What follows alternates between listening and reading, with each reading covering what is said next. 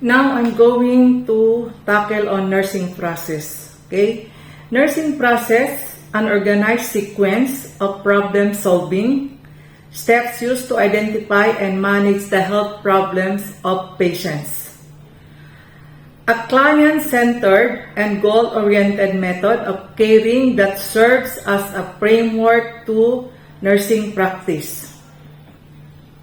Characteristic of the nursing practice, we have the scientific in approach, goal-directed and client-centered, cycling or continuous, systematic, flexible and dynamic, universally applicable, interpersonal and collaborative.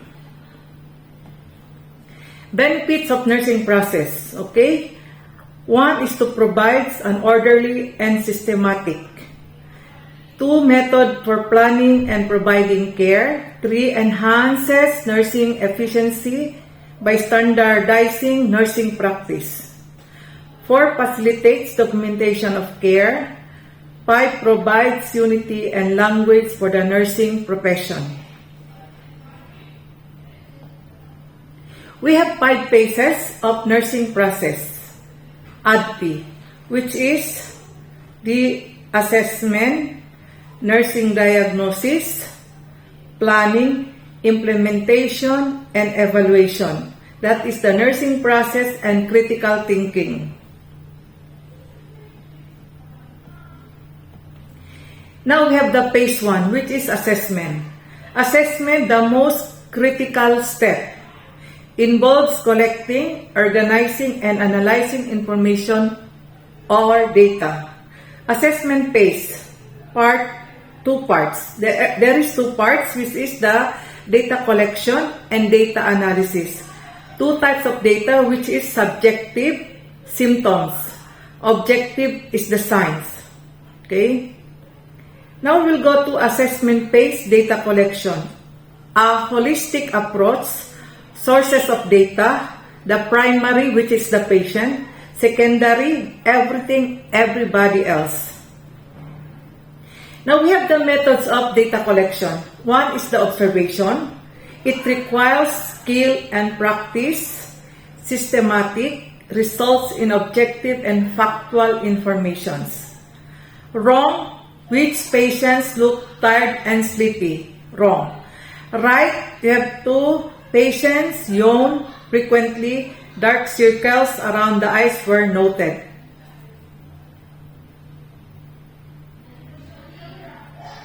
Methods of data collection. Okay, methods of data collection. 2 is the interview, is structured form of communication. The purpose of interview is to provide care specific to the individual's needs and problem. The focus is the patient's perceptions. And then the result, comprehensive health history. Now we'll go to the continuation of the interview. What are the nurse's responsibilities? It is to explain the purpose of interview, provide comfort and privacy, ensure confidentiality. Components of health history, this is the demographic data, chief complaint, and history of present illness, past medical history, and then family medical history, review of system, and psychosocial history. And then methods of data collection. It is physical examination, way by which healthcare provider investigate a patient's body for signs and disease by the inspection, palpation, percussion, auscultation. Nurse's responsibility is explain purpose of the procedure, ask for patient's permission, and provide privacy. Assessment phase, data review, and then sorting, selecting, reporting, and recording of data. Are data accurate and complete? 2, data interpretation, validating, refining, and modifying the data by using available resources. What are the patient's actual and potential problem? Develop a problem list based on the data.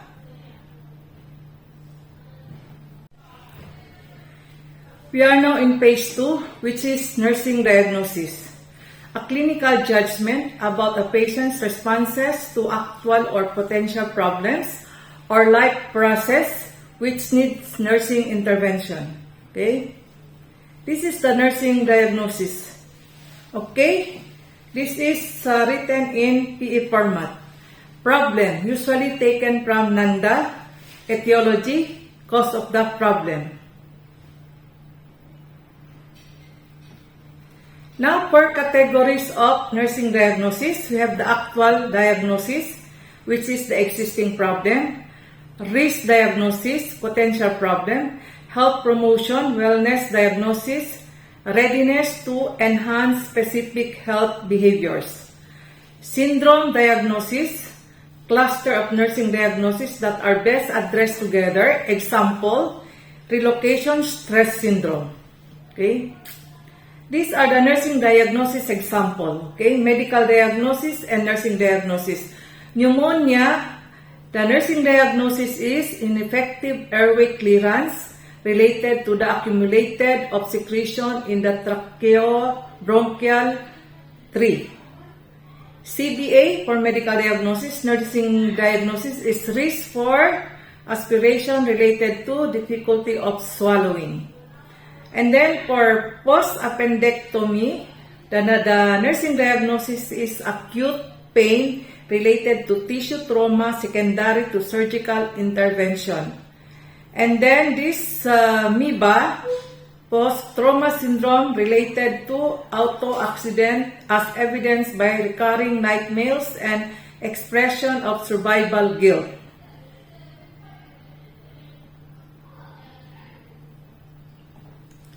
Characteristic, goals, or objectives.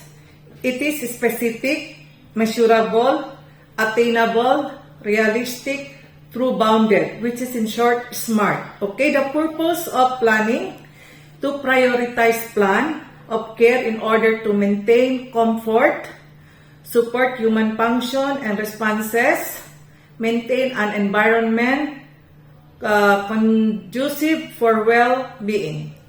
Provide help, teaching, and counseling. Okay. Phases 3 of nursing care plan is a nursing care plan is formal process that includes correctly identifying existing needs, as well also to provide a means of communications among nurses and their patients and other healthcare providers to achieve healthcare outcomes. Without the nursing care planning process, quality and consistency in patient care would be lost. And then types of nursing care plan, we have the one, informal nursing care plan is a strategy of action that exists in the nurse's mind. 2, formal nursing care plan, a written or computerized guide that organizes information about the client's care. Formal plans are further subdivided into, okay, A, standardized care plans, specify the nursing care for groups of clients with everyday needs, okay. B is individualized care plans are tailored to meet the unique needs of a specific client or needs that are not addressed by the standardized care plan. So our nursing care plan objectives, the following are the goals and objectives of a written nursing care plan. Okay? Promote evidence-based nursing care and to render pleasant and familiar condition in hospitals and health centers. Okay? Support holistic care which involves the whole person including physical, psychological, social, and spiritual in relation to management and preventions of the disease. Okay. Establish programs which such as care pathways and care bundles. Care pathways involve a learned effort in order to come to a consensus with regards to standards, care and expected outcomes, while care bundles are related to best practice with regards to care given for a specific disease. Identify and distinguish goals and expected outcome, and then review communication and documentation of the care plan. Measure nursing care. Another purposes, define nurses' role. It helps to identify the unique role of nurses in attending for the overall health and well-being of clients without having to rely entirely on physician's order or interventions. Provide direction for individualized care of the client. It allows the nurse to think critically about each client and develop interventions that are directly tailored to the individual. Continuity of care. Nurse from different shifts or different floors can use the day to render the same quality and type intervention care for clients. Therefore, allowing clients to receive the most benefit from treatment. Documentation. It should accurately outline which observation to make, what nursing actions to carry out, what instruction the client or family members require of nursing care is not documented correctly. In the care plan, there is no evidence the care was provided. Serves as a guide for assigning a specific staff in specific client. There are instances when client's care needs to be assigned staff with particular and precise skills. Okay? Serves guide for reimbursement. The medical record is used by the insurance companies to determine that they will pay client relations to the hospital care received by the client. Defines the goals. It does not only benefit nurses but also the clients by involving them in their own treatment of care. This is the care plans format, sample care format, 3 columns. Okay? There is nursing diagnosis, outcome, evaluation, and intervention. Okay? Another format is the 4 columns, nursing diagnosis, goals and outcomes, interventions, and evaluations. Another type is 5 formats. We have the assessment, diagnosis, outcomes, interventions, rationale, and evaluations. Writing nursing care plan, step 1, data collection assessment. In this step, the nurse can identify the related risk factors and defining characteristics that can be used, formulate their own assessment formats you can use. Step 2 is data analysis and organizations. Now that we have information about the client's health, analyze, cluster, and organize the data to formulate your analyzed nursing diagnosis, priorities, and desired outcomes. Okay? Writing nursing care plan. Step 3, formulating your nursing diagnosis. NANDA nursing diagnosis are a uniform way of identifying, focusing on, and dealing with specific client needs and responses to actual and high-risk problems. Actual potential health problems that can be prevented or resolved by independent nursing intervention are nursing diagnosis.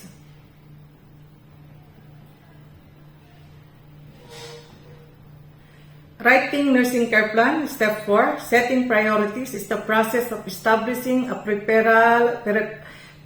preferential sequence for address nursing diagnosis and interventions. In this step, the nurse and the client begin planning which nursing diagnosis requires attention first. Diagnosis can be ranked and grouped as to having high, medium, and low priority.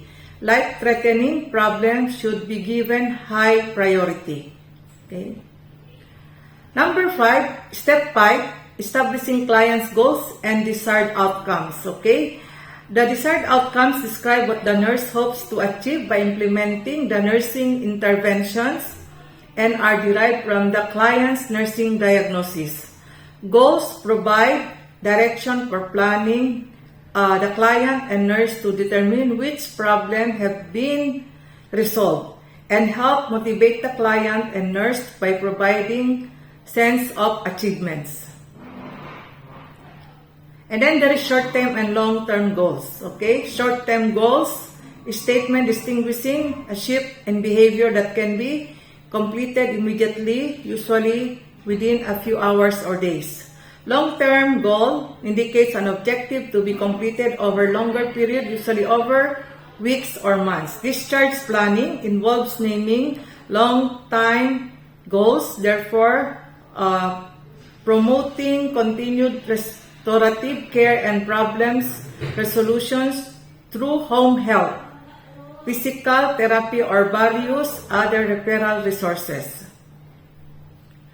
Components of goals and desired outcomes. Goals is or desired outcome.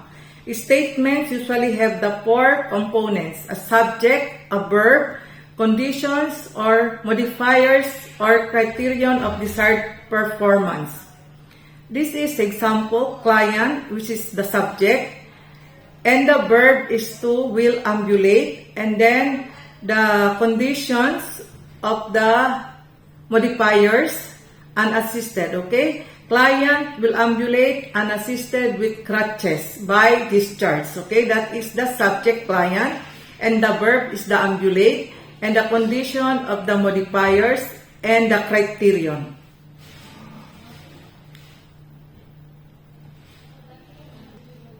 Components of goals and desired outcomes have the subject. The subject is the client, any part of the client or some attribute of the client. Pulse, temperature, urinary output. That subject is often omitted in writing goals because it's assumed that the subject is the client unless indicated otherwise, family, significant others. Verb. The verb specifies an action the client is to perform. For example, what the client is to do, learn, to experience. Conditions or modifiers, these are the what, when, where. On how, what are the added to the verb and explain the circumstances under which behavior is to perform. Criterion or desired performance. The criterion indicates the standard by which performance is evaluated or the level at which client will perform, and the specified behavior. These are optional. When writing goals and desired outcomes, the nurse should follow the tips. Write goals and outcomes in terms of client response, and as not activities of the nurse begin its goal with client will. Okay? And the goal on client behavior and responses. Avoid writing goals on what the nurse hopes to accomplish and focus on what the client will do. Use observable, measurable terms for outcomes. Avoid using vague words that require interpretation or judgment of the observer. Desired outcomes should be realistic for the client resources, capabilities, limitations, and on the designated time span of care. Ensure that the goals are compatible with the therapist, other professionals, okay? Ensure that each goal is derived from only one nursing diagnosis. Okay, keeping in this way facilitates evaluation of care by ensuring that planned nursing interventions are clearly related to diagnosis set. Lastly, make sure that the client considers the goals important and values them to ensure cooperation. Nursing care plan. Nursing intervention are activities or actions that a nurse performs to achieve client goals. Intervention chosen should focus on eliminating or reducing the etiology of the nursing diagnosis. As for risk, nursing diagnosis intervention should focus on reducing the client risk. Factors in this step, nursing intervention are identified and written during the planning step of the nursing process. However, they are actually performed during the implementation step. types of nursing intervention, we have the independent nursing intervention, dependent nursing intervention, collaborative interventions. Okay. Nursing intervention should be safe and appropriate for the client's age, health, and condition. Achievable with the resource and time available, in line with the client's values, cultures, and beliefs, in line with other therapies, based on nursing knowledge and experience or knowledge from relevant sciences. Write the date and sign in the plan. Nursing intervention should be specific and clearly stated, and then use only abbreviation accepted. 7. Rationales, also known as a scientific explanation, are the underlying reasons intervention was chosen for the nursing care plan. And then number 8 is the evaluation. Evaluating is a plan ongoing purposeful activity in which the client's progress towards the achievement of the goals, desired outcomes, and the effectiveness of the nursing care plan. Evaluation is an important aspect of the nursing process because conclusions drawn from this step determine whether the nursing intervention should be terminated, considered, or changed. And then step 9, putting in a paper. Okay? The client's nursing care process is documented according to hospital policy and becomes part of the client's permanent medical record, which may be reviewed by the oncoming nurse. Different nursing programs have different care plan formats. Most are designed so that the student systematically proceeds to the interrelated steps of the nursing process, and many use a 5-column format. Okay, thank you. That is for the nursing care plan.